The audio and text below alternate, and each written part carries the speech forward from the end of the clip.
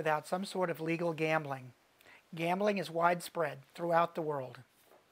Yet none of the places with legal gambling have descended into the chaos predicted. Hawaii has lots of illegal gambling now. The very problems being warned about we already have. Yet we have none of the economic benefits that go with a legal system. Recreational marijuana use has been widespread in Hawaii for decades. Recreational marijuana use is now legal in many states and foreign countries. Yet none of the places with legal cannabis have descended into the chaos predicted. Before the ill-conceived Green Harvest campaign, Hawaii was a major exporter of marijuana. We had popular brands such as Maui Wowie and Kona Gold. Now we are a net importer. Industrial hemp can be used to make a myriad of products, including building materials we import now. Quonset huts, tiny homes, trailer parks, and converted containers all represent affordable housing options. The problem is rooted in county zoning and building codes. The governor and mayors have ignored the 60-day limitation on their emergency powers.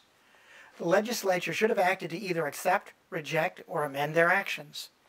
That would have meant community input at public hearings.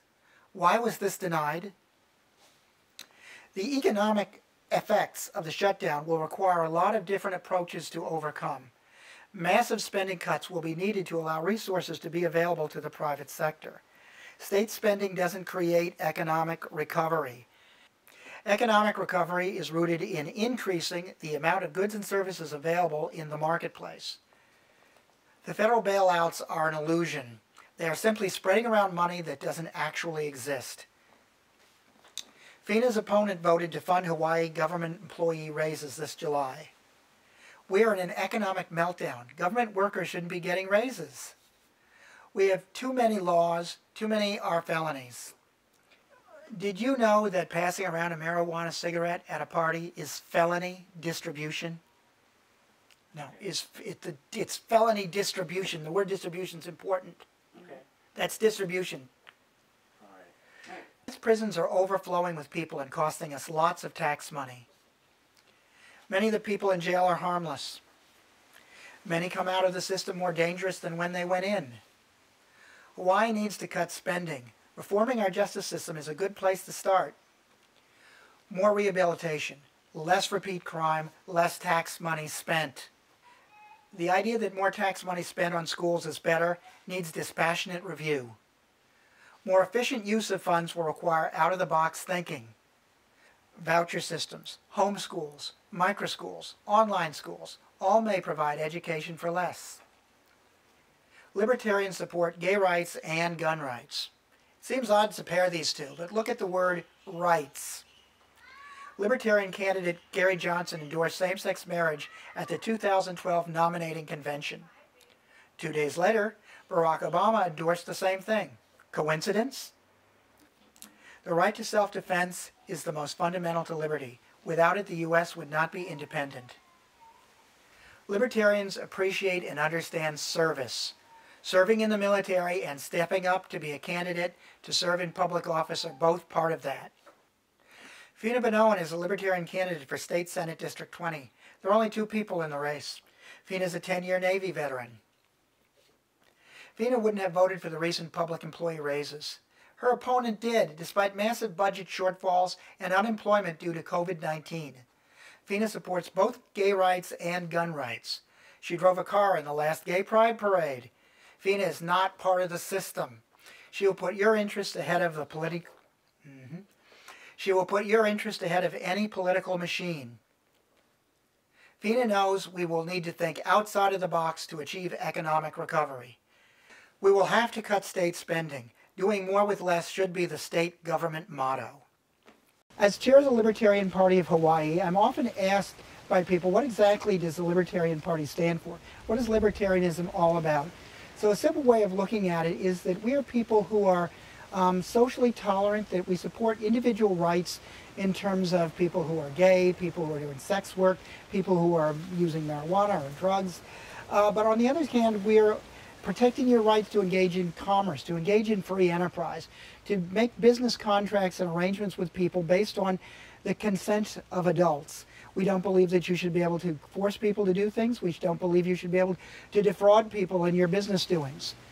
But we are there saying that coercion is a fundamental problem. So from a libertarian standpoint, we all agree that we should not initiate force or fraud to achieve social or political ends. This is part of our basic mantra. And when we say that, it means that it's all right for you to defend yourself. So if you're attacked, you have a right to self-defense. If someone defrauds you, you have a right to go and fight about that in court. But you don't have a right to defraud others. You don't have a right to initiate force to get other people to do the things you want them to do. And if you don't have those rights, then why do we give the government so many rights to do exactly those things?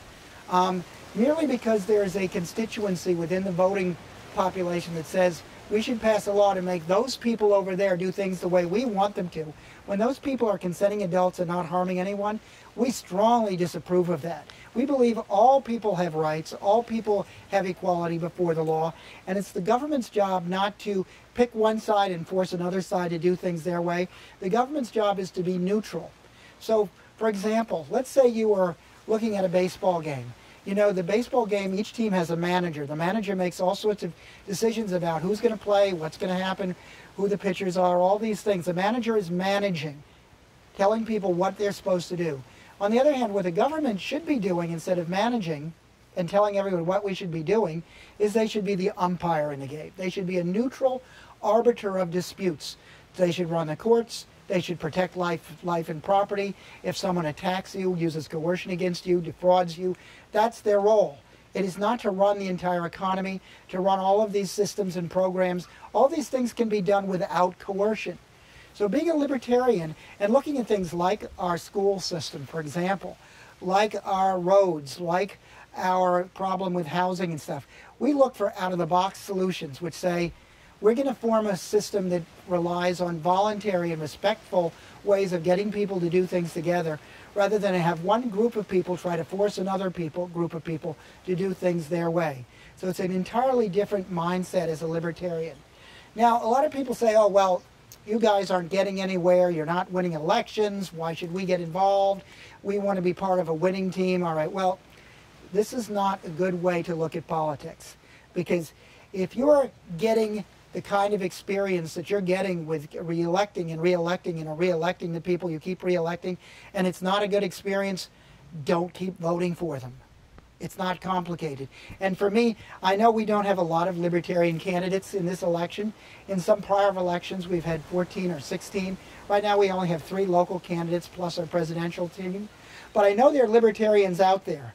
I know in 2016, when we had Gary Johnson and Bill Weld as our president and vice president candidate, we got 3 or 4% of the total vote here. That's about 10, 11, 12,000 voters in Hawaii. That's a lot of people. If a fraction of you came forward and said, I want to get involved in this libertarian movement, I want to make a difference, I want to stand up on principle and say, I'm not just interested in screaming at the TV about things that are wrong, I'm not just willing to sit back and allow bad things to happen in my community, I'm going to stand up and do something, I'm going to get involved with the Libertarian Party, then you'd see a very different situation. You'd see a lot more of our candidates, you'd see a lot more of them getting elected. Right now we have one really, really wonderful, strong candidate in the 20th Senate District. Her name is Fina Banoan, the girl with the pink hair. So we want you to be in the pink in this election and vote for Fina. Now we know a lot of you have been supporters of the current incumbent, Mr. Gabbard, and we're not telling you that Mr. Gabbard is the root of all evil, but we are telling you that, look, these incumbents that are in office, which have just passed this big pay raise for public employees, which have no real coherent idea what to do with our economy in the wake of the COVID-19.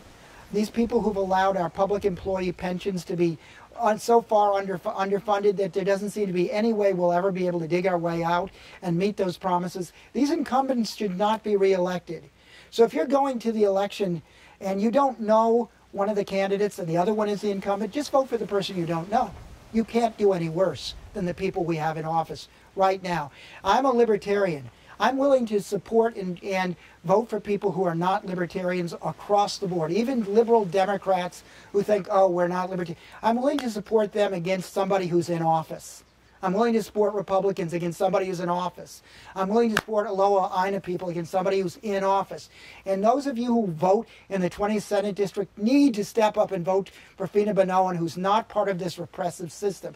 This system that goes on year and year and year and year and year. And the same small group of people get rewarded while the other million or so people in Hawaii get to pay the taxes and watch getting some of the worst level of services of any state in the country for what we're paying. So when you vote for Fina Banoan, you're voting to say, look, I'm voting to send someone to our state senate who's independent, who's not part of this crony system, who's not going to get into the legislature and on their first day be met by the leadership of the Democratic Party and being told to play ball or they're not going to get anywhere. We don't need people who are going into the legislature, Democrats, even Republicans, who try to play ball with the leadership. We need people going there to represent you and your voters in this constituency and all the people in the 20th Senate District. You're the ones who come first, not the power structure in the Capitol building.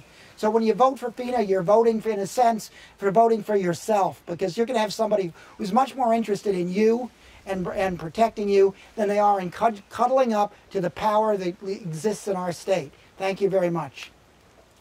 Vote for Fina Banoan. Vote for something different.